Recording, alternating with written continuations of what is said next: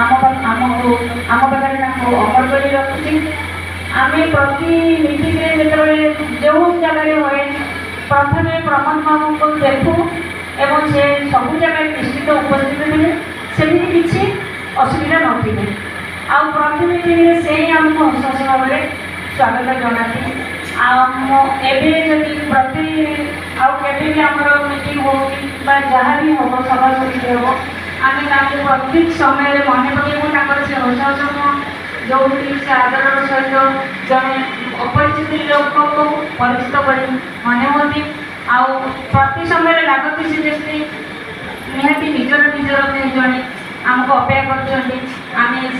सब मन पकड़ू आपको अपेक्षा करूँ आउ प्रति शिक्षक शिक्षक मन से तो निश्चय अमर रे एते दिन आम बचु श्रीकांत पंडा गहली ताको आम सब मन भर आम से रे आम से अमर आत्मा तार स्वर्गीय प्रभु श्री जगन्नाथ आत्मा को स्वर्ग प्राप्त कर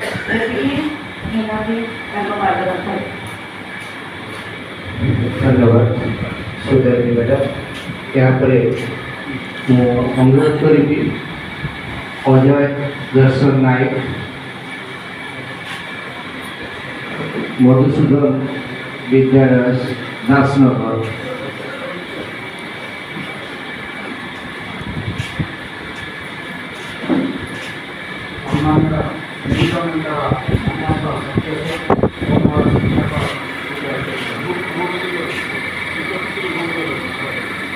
प्रमोद बाबू आम शिक्षक शिक्षक शिक्षयित्री मानक बहुत चेष्टा करी आम मानक आमर जो दरमा आशा वृद्धि करते आम मैंने समस्ते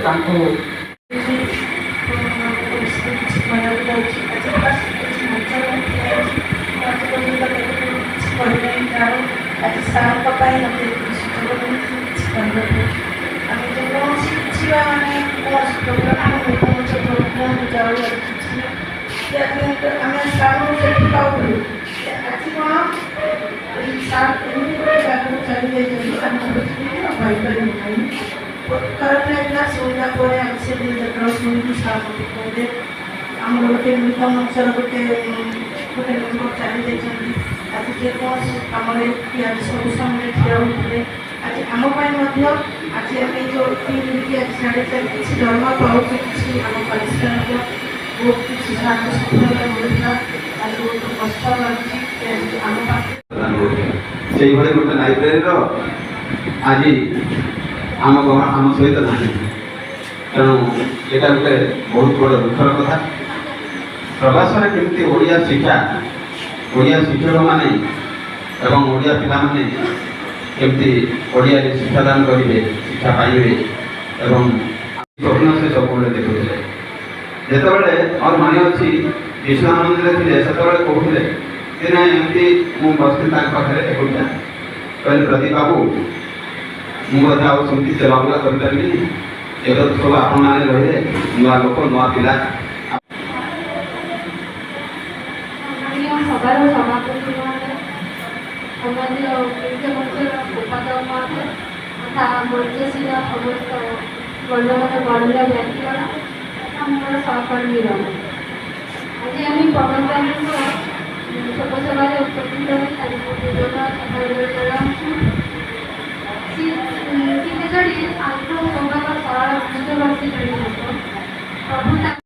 बाबा बढ़िया निश्चित आपको भल करेंगे आप निश्चित जाए देवतारा पार्क किंतु दुर्भाग्यर विषय एवर्ष से रोग में पीड़ित थे मुझे आज्ञा भुवनेश्वर थी तेणु मुझे निकट में हारी जाइए सी मोर अंतर बंधु हिसाब से सी आज आमको छाड़ी चली जाना बर आम मानक शोकसागर बसई सी आज स्वर्ग रही आम मानक मध्य छाड़ी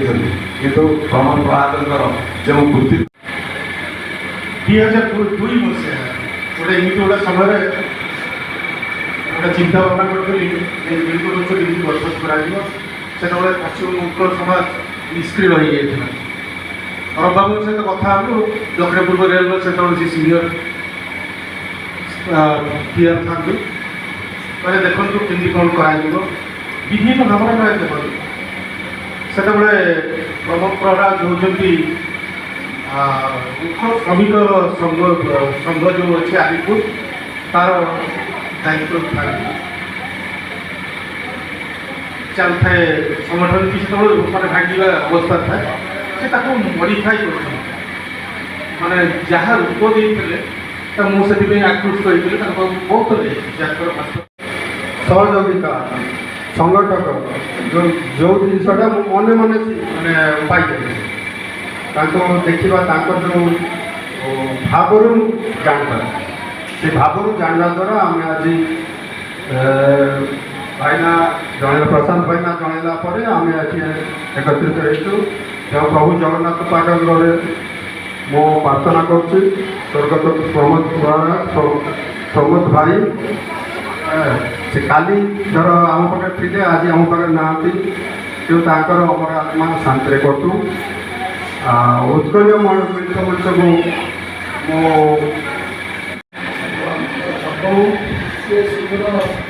ଓଡ଼ିଶାରୁ ବି ଆଜି ଆସିଛନ୍ତି ଆମ ସାଙ୍ଗରେ ମଧ୍ୟ ନିଜ ସେ ବି ଶୀଘ୍ର ଓଡ଼ିଶାରୁ ଆସି ଆସନ୍ତି ତାଙ୍କରେ ଶୋକ ସଭା ପାଳନ ତେଣୁ ପ୍ରମୋଦ ବାବୁ ବା ଉତ୍କଳୀୟ ମିଳିତ ମଞ୍ଚ ଖାଲି ଆମ କାଲକାଟା ନୁହେଁ ଦୁଇ ରାଜ୍ୟ ଭିତରେ ସ୍ମରଣୀୟ କରୁଛନ୍ତି ଆଜି ଆପଣମାନେ ଦେଖୁଛନ୍ତି ଯେଉଁ ସୌଭାଗ୍ୟ ଅର୍ପଣ ହେଇଛି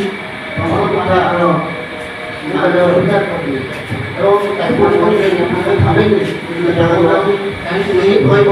ସେ କେତେ ଯେଉଁ ତାଙ୍କ କହିବା ଭିତରେ ମଧ୍ୟ ଶ୍ରଦ୍ଧା କରୁଛି କାମ କରୁଥିଲେ ବିଷୟରେ ସମସ୍ତେ କହିଲେ ସମସ୍ତେ ପ୍ରାୟ ଜାଣନ୍ତି କାରଣ ସେ ସମସ୍ତଙ୍କ ସହିତ ମିଶୁଥିଲେ ବିଶେଷ କରି ଆଗୁଆ ଧାଡ଼ିରେ ଆଗ ଧାଡ଼ିରେ ଜଣେ ମାର୍ଗଦର୍ଶକ ଏବଂ ସ୍ପଷ୍ଟ ଭାବେ ବିଶେଷ କରି ସଭାପତିଙ୍କୁ ଆପଣମାନେ ଜାଣିଛନ୍ତି କି ନାହିଁ ଟିକେ କ'ଣ ବହୁତ ଫଟୋ ତା ରହିବା କଥା ତାପରେ ଗୋଟେ ଗ୍ରୁପ୍ ଫଟୋ ତାପରେ ଆମର କଥା ସରିଲା କିଛି ନାହିଁ ମୁଁ ଏବେ ଅନୁରୋଧ କରିବି କଥା ପଡ଼ିଗଲା ଯେ ଆମକୁ କେଉଁଠୁ ମାନେ ଉପହାସ କରନ୍ତି ଯେ ଗୋଟିଏ କେଉଁଠୁ ଅଧିକା ପିଲା ଦିଟା ଟିଚର ଦିଟା ଲେଖା ପିଲା ଟିଚର ତାମାନେ ଆମେ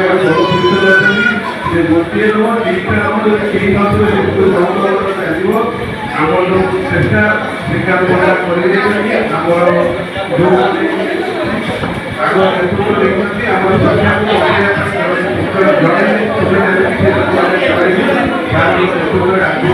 ଆମର ଶିକ୍ଷା ସଂସ୍କୃତି କଳାକୁ